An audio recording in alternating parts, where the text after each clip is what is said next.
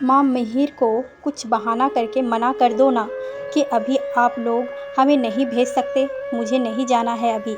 क्यों बेटा, बोल ना, क्यों नहीं जाना? पिछली बार भी तुम ससुराल आई थी तो ऐसे ही बोल रही थी, जबकि आजकल की लड़कियां ऐसे कहाँ बोलती है। वो तो आने जाने का स्वयं ही तय कर लेती है। क्या बात है मेरी लाडली? माँ ने उसकी डोरी छूते हुए पूछा। कुछ नहीं माँ, बस आपके साथ रहना चाहती हूँ। उतरा हुआ चेहरा लिए सपना बोली, बिटिया आती जाती रहना, एक बार हम लोग पहले ही दिन बढ़ा चुके हैं, फिर नाराज़ हो जाएंगे तुम्हारे ससुराल वाले। अतः सपना को जाना ही पड़ा और उसकी रातें वैसे ही दर्द में गुजरने लगी। उसकी यातना तो वो विवाह के साथ ही शुरू हो गया था। जिस मधुर कल्पना के साथ वह दाम्पत्य में प्रवेश की थी, वह रात होते ही ध्वस्त हो गई। जबकि मिहिर कमरे में आया, न बातचीत न रस्म अदायगी, सीधे बोले, ये क्या नाटक लगा रखा है? अब तक लहंगे में बैठी हुई है, चल शुरू हो जा। उसका चुंदरी खींचते हुए कहा और फिर एक हिंसक जानवर की तरह उस पर हमला किया। सपना अवाक कांपते हुए मिहिर को समझाने की कोशिश करती रही। जब पीड़ा से वह करहा उठी तो मिहिर ने उसका मुंह बंद कर दिया और अपनी मनमानी करता रहा। अगली सुबह 10 बजे तक वह कमरे से बाहर न निकली।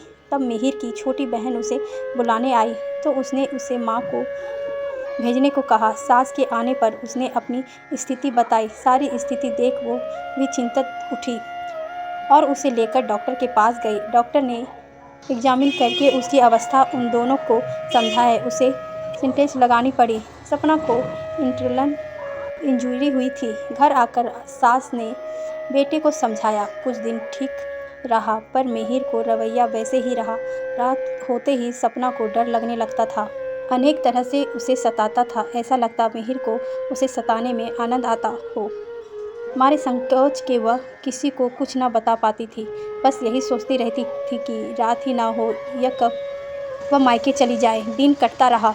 शायद उसका यातना और भी बढ़ने वाला था। मिहिर का प्रमोशन के साथ दूसरे शहर में ट्रांसफ़र हो गया।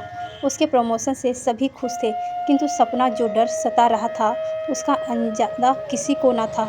वह मन ही मन ईश्वर से अपने बचाव का गुहार करती रही। वह सासू माँ को कहती रही कि उसे अभी मिहिर के साथ नहीं जाना है, पर बकरे की अम्मा कब तक खैर मनाए।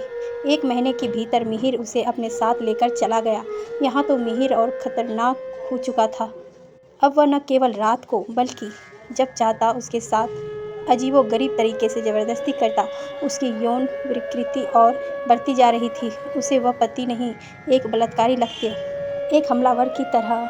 कभी भी वह हमला करता, विरोध करने पर और हिंसक हो उठता। कुछ महीनों बाद उसे अपनी प्रेगनेंसी के पता चला। उसे थोड़ी राहत मिली कि शायद मिहिर अब सहमत रहे। यह खबर जानते ही उसने सपना से एबॉर्शन के लिए दबाव डाला।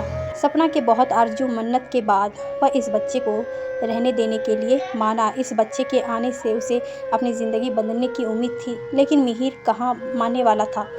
जब चाहता उसे गुलाम की बेड पर रस्सी से बांधकर भोंकता। एक रोज़ उसकी तबीयत खराब थी।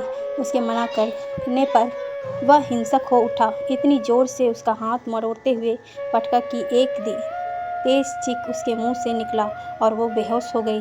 होश आने पर खुद हॉस्पिटल में पाया। कलाई पर प्लास्टर लगा हुआ था। कमर में दर्द महसूस कर रही थी। उसे कुछ आदेश हुआ। नर्स से पूछने पर पता चला कि उसका मिसकैरेज हो गया था। वह खूब रोई। घर आने पर वही सिलसिला जारी रहा। मिहिर की जायदी से वह पीड़ा से तड़पती रहती। तन और से वह रोज़ मरती रही। और उस दिन मिहिर ने बहुत वास्तविकता की उसके साथ। अगले दिन माँ को फ़ोन कर सब बता दिया। अब उसकी सहन शक्ति जवाब दे चुकी थी। सपना के माता पिता आकर उसे ले गए। बेटी की दशा देख वो रो पड़े।